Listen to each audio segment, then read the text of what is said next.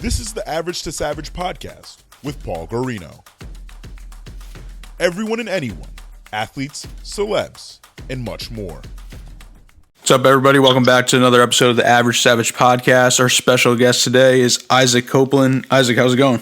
Pretty good, man. How you doing today? Pretty good. I know the G League season probably got cut short now. So what were your feelings going on throughout this whole coronavirus? It's crazy. Like, pretty much every day I wake up, I'm like, no way this is real, because like, we're in a movie right now. And just kind of have a sense of, not knowing what's going on, not really knowing what tomorrow's going to hold. It's a little bit different for everybody right now. So people acting crazy, but I'm trying to, stay positive and just do what I got to do right now. Yeah, definitely. That's what I've been saying to all my friends. I feel like we're in a movie right now. Yeah. So going back in time, you grew up in North Carolina, right? Yeah, I did. Yeah, how'd you get involved playing basketball? My dad, he played at East Carolina, so I kind of looked up to him, growing up, and I always knew I was gonna play basketball. But I didn't start taking it seriously till like middle school. I played AAU at Guarino, and that's when I started really like wanting to take it seriously, working out and doing all the extra stuff. So probably like middle school is when I realized I really wanted to play. Did you play any other sports growing up? No, I didn't. I wanted to play football, but I was really a twig when I was growing up, so my mom wasn't trying to let me do that. Gotcha. And then I know you went to prep school too, but what was moving from North Carolina to New Hampshire like? It was different. That was my second year of boarding school. Actually, the year before that, I went to a school called Miller. Mm-hmm. It was in Crozet, Virginia, like right by UVA, probably like 20 minutes away from UVA. So that was my first experience really being away from home. So I think that prepared me for the big move in New Hampshire. Like, I had my car and stuff in Miller, so I was able to go back and forth home. But when I went to Brewster, I went home, and I didn't come back till like Christmas and then graduation. I came back home. So it was a little different, way colder back in New Hampshire, snowed every day, stuff like that. But it was a good experience for me. Yeah, I'm from New England. I'm in Connecticut, so I definitely know about those winters. Okay. Yeah, it's crazy out there, man. Yeah. And then, what was the difference between, like, say, like, you were at public school playing at, like, a prep school basketball? Just the level of competition. Like, the NEPSAC is known as one of the best leagues in the country. And so every day you played against people that's in the NBA now or really good college players. Everybody that plays in that league, especially even on our team, we have 4 people that play in the NBA so far off my team alone. So it's crazy.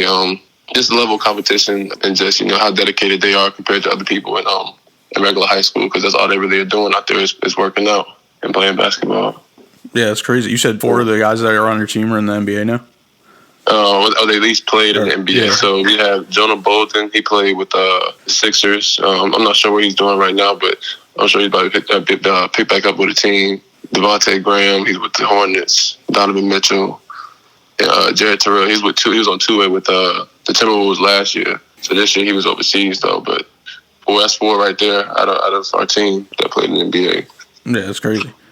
And then coming out of prep school, you were a 5-star recruit and you signed with Georgetown. What was the recruiting process like? And then what made you ultimately pick Georgetown? Honestly, the recruiting process was really annoying to me. A lot of people like it, but I wasn't really into it, so I committed early. And Georgetown was the most consistent school, and they had a good balance of academics and athletics. So I was like, this is where I want to go. So I decided to go there.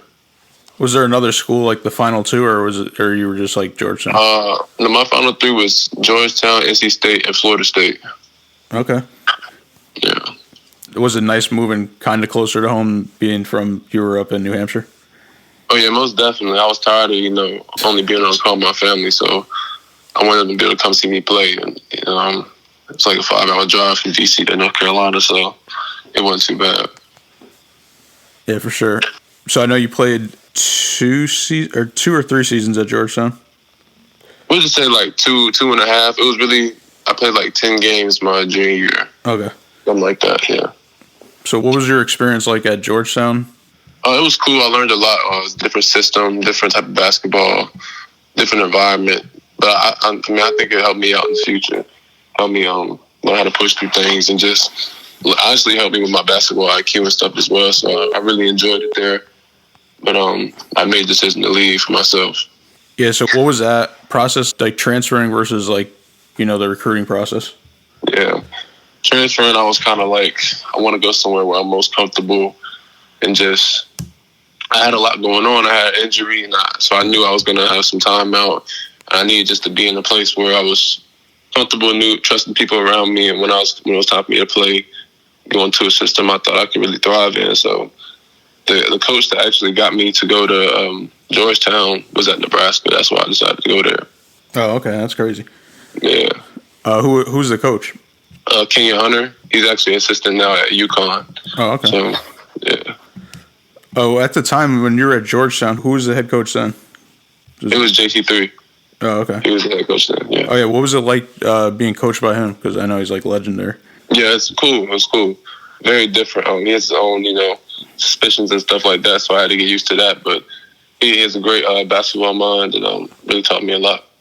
Yeah, I know I keep on kind of asking this, but you moved around a lot. So what was it like going from like Georgetown to Nebraska, just like living in Nebraska? Like that must have been totally different too.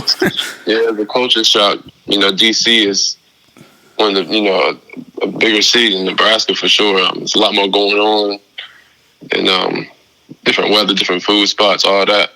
But Nebraska has more than people, would think. Like, you think it's just cornfields and stuff like that. But no, we had like a nice little college town. And every game was sold out. And other than the weather, it was really a great place to me. Yeah, no, your 2 seasons there, those are your best 2 seasons of college, I'd say. Yeah. So what was that like? And then I know you had another injury your senior year. So, like, what kept you motivated to keep on overcoming all the injuries? Well, I think it kind of goes back to what I've been through my whole career. Like, this whole time, you keep bringing up how much I've moved around. And when you do stuff like that, you have to learn how to just kind of pick it up and keep it moving. So, when I go through things, tight circle, my family always has my back. So, when I get hurt or whatever, I just kind of lean on them. And, I've been here before, and just keep pushing. Like, I know I'm a good player. I have no intentions of giving up. So I just keep playing, and that's pretty much it. Just keep working. Yeah, what was your overall experience at Nebraska like on the court and off the court? It was great. Like I said, every game was sold out, so I was used to that. No offense to Georgetown, but when I was there, we had a couple games where there was a lot of fans. But in Nebraska, it was like every game was a lot of fans. So that was different for me. Playing in the Big Ten, and every gym was like that. It was more of a college vibe in the Big Ten, and so I enjoyed that a lot. And off the court, it was a lot of fun as well. Got my own first apartment and stuff out there. Got a dog, all that. So I was able to do some things that I wasn't able to do previously in college. So I enjoyed it a lot. Gotcha. How many times did you go to the tournament? Only one time, man. My freshman year. I think we got robbed my junior year at Nebraska, but we're not gonna talk about that. Oh, that's crazy. Yeah. So that's why I just couldn't believe still that they canceled it this year, but. Yeah. Like, I thought they would have maybe even like a modified one, like less teams or something, but it's crazy. Yeah, it's crazy. That's when I knew it was super real because, like, how much money they obviously make off the NCAA tournament. Mm-hmm. And then, going back, it's your senior year, and then you're going back into the 2019 NBA draft. I know, unfortunately, you didn't get drafted, but you prevailed again, and you tried out for the Texas Legends. So what was that whole process like, just like trying to get drafted and then trying out for the G League team? Well, I was coming in, I tore my ACL, so I knew that was my priority, was just getting back healthy. So I knew I was going to get drafted.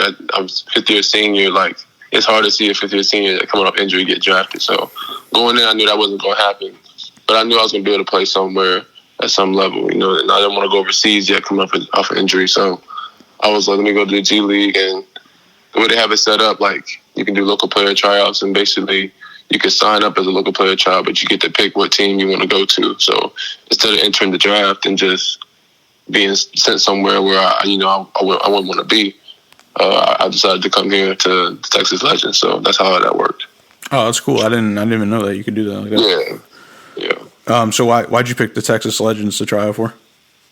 Basically because if all else fails, I think I could get better here and just continue to rehab my body in a good environment. So that's why I wanted to come here. They have good people and good staff. So that was what I was looking at it as, and I think that held true for sure. Yeah, what's it like playing with your former college teammate Isaiah Roby? Oh yeah, Isaiah Roby. Roby, yeah. Yeah, it was cool. He got traded like maybe 2 months ago to the OKC to the Thunder. So I mean, it was cool while it lasted. We never actually got to play a game together because before I was cleared, he was playing. Then when I got cleared, he was sitting out with his injury. So we never got to take the floor together. So that kind of sucked. But we practiced against each other a couple of times, and just being around him again was a good experience. Oh, that's crazy. I didn't even know that. And then, so what's the G League season been like so far? And then, like, what's your plans for the future? It was cool. I mean, personally for me this year, it was really up and down. Waiting to get clear and then having hiccups here and there on my injury, just having to really focus in on getting back healthy. But some games I came in and really produced. I showed promise, and I think I'm heading in the right direction. So for my future, I mean, priority number one right now really is just working on my body and stuff, just to make sure I'm ready for the next step and whatever else is next for me. I'm not sure what I'm going to do yet, if I'm going to do G League again or try to go overseas. Just kind of wait and see what this whole coronavirus does and see where I'm at and then make a move from there. Yeah, and how are you planning on staying in shape now that apparently, like, gyms and stuff are closing? Are you going to do, like, home workouts? Yeah, I'm going to have to. I mean, that's the only option. I just sat down for a couple of days and played a lot of Xbox, but I'm starting to get bored with that, so I need to mix in some workouts and get back to getting the sweat in. So I'll be doing some home workouts, and I just hit my trainer back at home. He's got a gym, so I'm going to see what he says about all that. But, yeah, just if I have to, I'll do some home workouts. I'm not against it. Yeah, for sure. And then what advice would you give, like, a young player trying to get, like, a D1 scholarship or trying to go pro? I mean, just continue to work. I mean, I know it's a cliche that hard work pays off, but it really does. And just kind of block out the outside world, especially nowadays. I mean, when I was in high school, social media was around, but it's nowhere near what it is today. And I think a lot of kids get caught up in that. So block the outside noise out and just focus on what you want to do, and you'll be all right. Yeah, I mean, that's crazy even you saying it because you're only, like, 5 years out of high school, basically.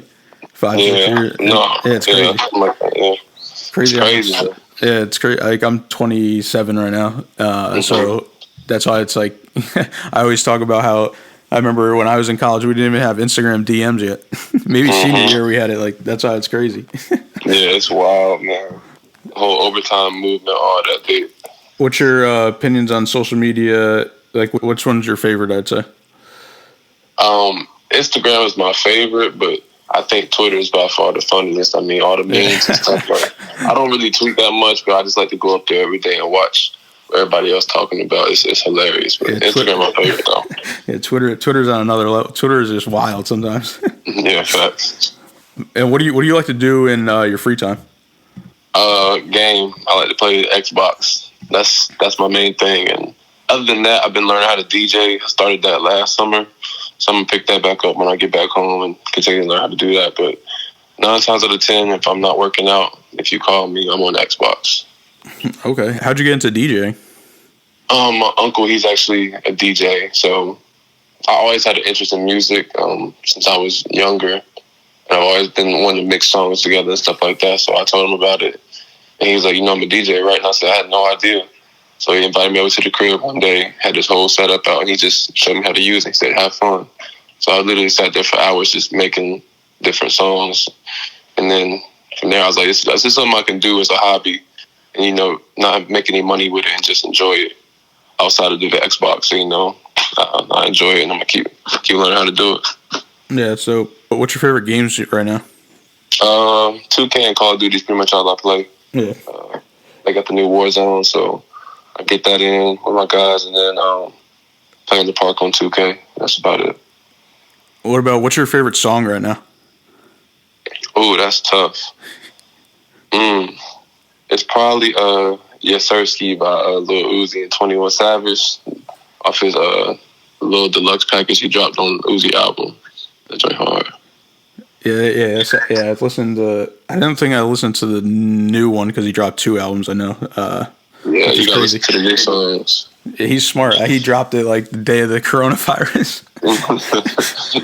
everybody gonna listen to it anyway, especially now they're inside. Yeah, exactly. And then, if you weren't a pro basketball player, what do you think you'd be doing?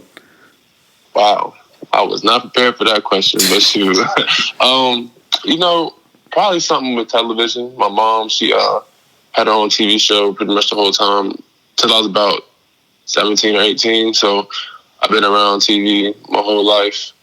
I'll probably be doing something with television production. I don't want to be in front of the camera, more behind it, and help set things up. So I'll probably ask her to help me find something in that field. So, did you study like communications in college? No, I was a sociology major actually. I started out as I forgot what I started out as, but I had to switch because I wasn't really into it. So I switched to sociology when I transferred. Because, you transfer, you have to, some of your credits don't make it over. Yeah. But I had the most credits in sociology, so it made me graduate the fastest. So let me go ahead and do this then. Gotcha. Well, yeah, I appreciate you coming on. And could you let the listeners know where they can follow you at? Oh, yeah, follow me on Instagram at Isaac_Copeland. Twitter is Isaac_Curl Juice. And the first letter of each of those words is capitalized. So hopefully y'all understand what I'm saying. And then even on Xbox, if y'all trying to play, it's Ike54 is my gamer tag. The I in Ike is lowercase. And there's no space between the word and the number. So that's where y'all can get at me at.